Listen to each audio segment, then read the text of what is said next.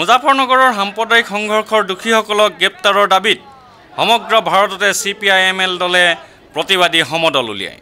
গুৱাহাটীত দলটোৱে প্ৰতিবাদী সমদল উলিয়াই মুখ্যমন্ত্ৰী তৰুণ গগৈৰ পদত্যাগ দাবী কৰে অসমৰ চকীহোলাৰ সংঘৰ্ষৰ বাবে দায়ী কৰি।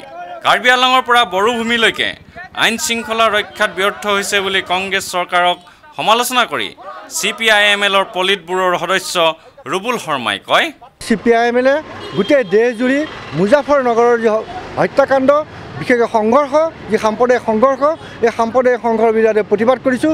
আজি সৰ্বভাৰতীয় প্ৰতিবাদৰ অংশ হিচাপে আমি অসমতো আজি কৰিছোঁ, কিন্তু আমি অতি কম সময়ত মানুহৰ ভিতৰত আমি কৰিবলগীয়া হৈছে।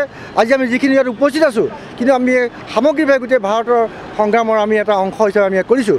মুজাফৰনগৰত অতি দুখজনক ঘটনা, তাত RSS BJP বজৰং দলৰ নিচিনা মানুহে ব্যাপকভাৱে তেওঁলোকে প্ৰচাৰ চলাই যুগ যুগে আজি আছিলে। যেনেকৈ সাম্প্ৰদায়িক সংঘৰ্ষৰ ইতিহাসত মুজাফৰনগৰ সদায় এটা ঐক্যৰ এটা কেন্দ্ৰ হৈ আছিলে, কিন্তু আজি সেই ঐক্য আজি থান বান কৰি দিছে। তাত তেওঁলোকে আজি জাট কমিউনিটিৰ লগত মুছলমান কমিউনিটিৰ মাজত তামাম বিভাজন আনিছে, আৰু এই ক্ষেত্ৰত পূৰা BJP যুক্ত আছে। আনকি তাৰ স্থানীয় দুজন BJPৰ নেতা MLA এৰেষ্ট কৰিছিলে পুলিচে। এৰেষ্ট কৰাৰ পিছত তেওঁলোকে জামিন আহিছে।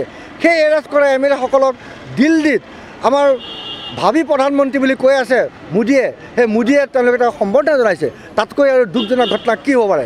আজি এই মুজাফৰনগৰ ঘটনাত য'ত খবৰ পোৱা মতে আৰু তথ্য মতে যে 45,000 মানুহ আজি শৰণাৰ্থী শিবিৰত থাকিবলগীয়া হৈছে, আৰু সেই শৰণাৰ্থী শিবিৰত তেওঁলোকে পৰ্যাপ্ত সুৰক্ষা দিয়া নাই। তাত মহিলাৰ ওপৰত ধৰ্ষণ হৈছে, শিশুসকলৰ মৃত্যু হৈছে।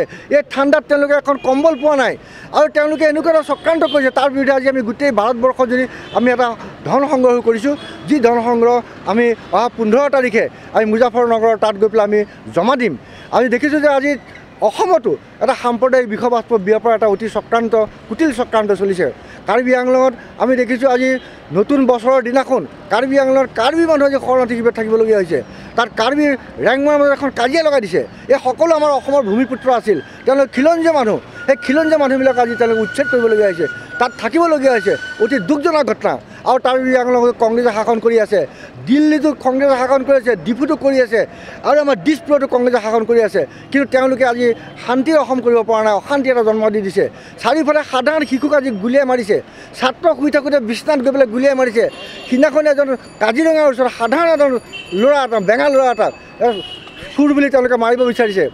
এই ধৰণৰ এটা আমি হত্যা হিংসাৰ এটা ৰাজনীতি আমাৰ অসমতো চলাইছে। আমি দাবী কৰিছোঁ যে তৰুণ গগৈ চৰকাৰ যি গৃহমন্ত্ৰীৰ দায়িত্বত আছে তেওঁ তাৎক্ষণিকভাৱে পদত্যাগ কৰিব লাগে। আৰু গোটেই অসমত তেওঁলোকে আজি বিভাজনৰ যি ৰাজনীতি, যদি আজি মুজাফৰনগৰত মোদীহঁতে কৰিছে, BJPয়ে কৰিছে, ইয়াত বিভাজনৰ ৰাজনীতি কংগ্ৰেছে কৰিছে। সেইকাৰণে আমি কংগ্ৰেছৰ তাৎক্ষণিকভাৱে তৰুণ গগৈ পদত্যাগ আমি দাবী কৰিছোঁ। আৰু আজি আমাৰ এই আন্দোলন চলিছে গোটেই ভাৰতবৰ্ষ, এই আন্দোলন আমাৰ আগুৱাই যাব। ভিডিঅ' জাৰ্নেলিষ্ট সুশান্ত দাসৰ সৈতে অমৰদীপ গগৈ, চেণ্টিনেল নিউজ, গুৱাহাটী।